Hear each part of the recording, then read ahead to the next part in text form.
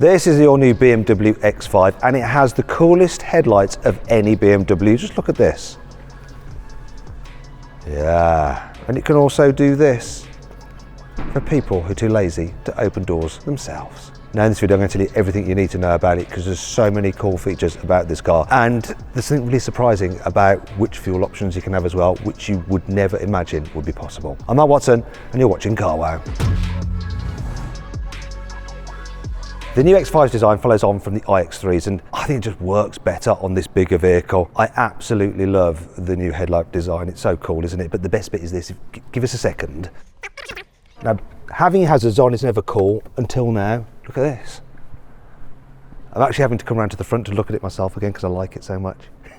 It's an excuse for parking badly on the curb or something, so you can put your hazard lights on and show off your car. No, BMW drivers would never do that. That's very silly. Right, as you can see in the bonnet, you've got like this valley of wealth, that I like to call it. This is obviously a higher spec car because we have quite an aggressive bumper at the front with a lot going on. This is the electric version, the iX5. Moving down the side, alloy wheels are huge. These are 22s, but they go up to 23s. The smallest wheel is 20 inches. As with the iX3, you have these kind of cool seals for the window, so it doesn't really sit so high. It's a bit like they do with the Range Rover actually, and it just makes it look like the bodywork flows into the glass. You have door handles which are a little bit strange, like those on a Ferrari Purosangue, so you just press them like that and then, or maybe you don't. Oh, it does help if you pull it. The sensors in the bottom of the door so that you don't accidentally open it into yourself, and to shut it, you just do that and the electric motor does the job. I'll show you it working properly on the rear door. Listen, there we go. See, move out of the way, because if you go like that, oh, wait a minute, that didn't work, did it? Let's try again. It's awkward. Got BMW people looking at me behind. Watch this, ready? See, it doesn't want to open. No, it will. Oh. Is it supposed to do that? It should stop again. Let's try again. Right, ready, watch this. Doesn't want to open. I've confused it. Right, here we go. Open. I've broken it. Go on, open. Yeah, you need to wait for the soft close. Okay, right, soft close. I think I've broken it. Right, here we go. Open.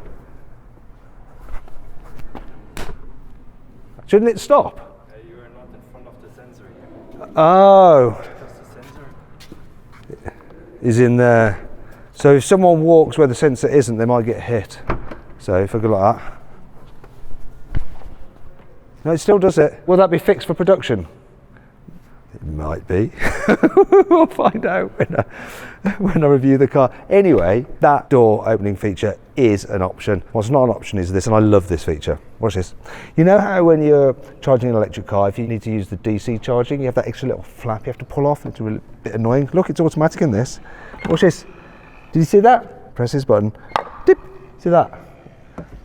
This is my favourite new car feature so far this year. Look, it's brilliant. I love it. Love it. Tiny things please tiny minds, but this car is not tiny, it is absolutely massive. Look at the back of it. I actually really like the light design. I'm not so sure about this bit down here, like these bits with the reflectors. It's maybe a bit plasticky, but overall I think this is a better looking car than the iX3. It just works, the new design on this bigger body, and boy, it is big. It's actually based on the old X5 platform, but they made it slightly longer so they can fit a big battery in it. As a result, it's quite heavy. The heaviest version of this, the electric version, weighs almost 2.9 tons. But then it is rather luxurious, as you'll see on the inside. It's lovely in here. I mean, this is in top spec format, but it is really nice. So you've got the new design with the panoramic vision heads-up display there, where they project these images like your speedo, the sat nav and other information just on the lower part of the windscreen there. And you can get a normal heads-up display above it. It's cool, though some of the information isn't that useful when you dig into it by swiping down in this menu, hitting that button, and then choosing different views like trips, like dynamics, which will have your rev counter or your power and torque, and the one that you personalize with the voice assistant, which is powered by Amazon Alexa. It's not Electra, is it? It's Alexa. Anyhow, you've got the main infotainment screen here, which is the same on the iX3. So quite a few menus to work through. Obviously everything is done through the touchscreen, such as your climate control and your ventilation. It would be easier to just move the ventilation about there, and it's things that could go wrong, but it does mean that you have a very nice, clear and uncluttered dash. Now here's a new thing for the X5. You can get a passenger screen as an option, and it's got various features and apps already built in, such as YouTube, and there's also a series of games as well if you'd like to play some games through a Bluetooth controller. You can even use the one from your PlayStation if you want. Now, how do I turn beach buggy racing off?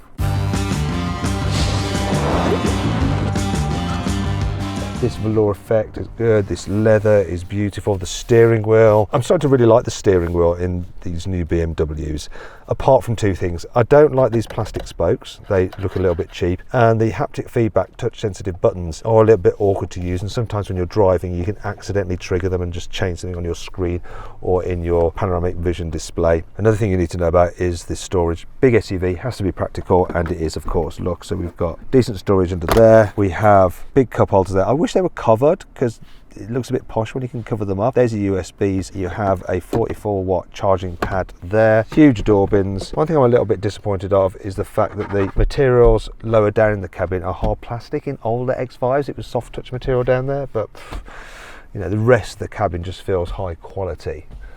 And it's got beautiful roof lining as well.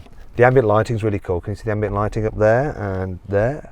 And I can change it by just going into the screen again and choosing my vehicle, lighting, interior lighting, ambient lighting colour, and there's so many different colours that you can choose from, look, and it'll just change it in the different panels exactly as you'd like it. You can see this car has a massive panoramic glass sunroof, and it actually opens as well. It also is fitted with a couple of choice options, such as this area here. So this is where your drive select is, and you can option it with this crystal glass selectors for the start button, for the drive select and the volume control. And this area here is actually slate, so it's stone. I thought it was a posh plastic, to tell you the truth, but BMW assure me it is slate, but that looks very, very cool as well. Overall, a very nice interior, but with something like an X5, what's just as important is the space in the back. Is it any good?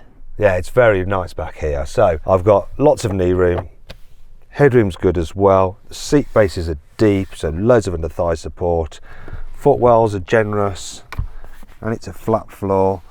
Loads and loads of room, and we've got some big door bins as well, which is handy. The material quality back here isn't quite as nice as in the front because you don't have that textured velour, but the rest of it is just the same. Yeah, because this leather is lovely. But look, when I fold this down, unfortunately, you have some exposed cup holders, which isn't ideal. But when you can get a pillow for your headrest, you can also get a pillow for your armrest. Of course you can. And then that is no longer an issue. Oh, who thought of that? But it's a good idea. That's so comfy on my forearms. My poor forearms, they were struggling today from all this gesticulating. And I'm going to do some more waving about down here to show you that you can get quad zone climate control and heated outer rear seats. Plus down here we have wireless charging, which like in the front is 44 watts. If you're wondering where the USBs are, they are just in here. So very practical for rear passengers, but what's it like for carrying their stuff? So the boot capacity is similar to the previous generation X5, so 650 litres for this particular car. Yeah, it's a nice big square space, isn't it? You've got some storage under there where you can definitely fit the load cover. Just how easy is it to extract? I like an easy to extract load cover, which this clearly is. Nice work BMW, let's just whack it under there. Might as well prove my point. I think it'll probably go this way, won't it? Okay. Okay, so it'll go this way for sure, like this way.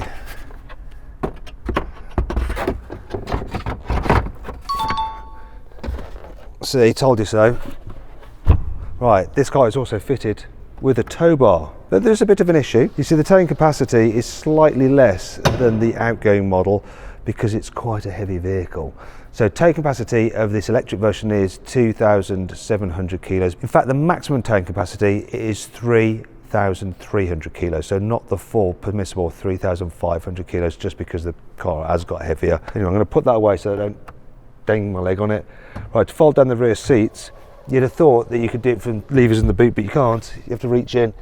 That's a bit peasanty, isn't it? Oh, you do have, look, three-way folding seats. And there we go. Look, that's the seats folded down. Huge boot space. But the boot space does change depending on which model you go for, because there's a lot of different fuel options for the new X5, including one you probably didn't think would be available. The new BMW X5 uses one platform to give you 5 different fueling options. So there's a traditional petrol there with your fuel tank there, or a diesel with your diesel engine at the front and your fuel tank there, or a plug-in hybrid which has your petrol engine there, an electric motor in the gearbox, your battery there underneath the seats and the fuel tank in the boot, or you have a full-on electric vehicle with a motor at the front, a motor at the rear, and your battery pack there underneath the floor. And with this new X5, it's actually got a battery capacity of 140 kilowatt hours, and it does that because instead of having the 95 cells like in the iX3, you have these 120 millimeter Tor cells, so you have more range. And the final option is this. Where the battery pack goes on the electric vehicle, you now have a hydrogen tank for this fuel cell hydrogen vehicle. It uses the fuel cell there on the front, which sits on the electric motor, and then at the back you have a little battery pack there which sits on the rear electric motor. So 5 options for fueling. However, not every version will be available in the UK. So to compare exactly which X5 models you'll be able to buy, pause the video now.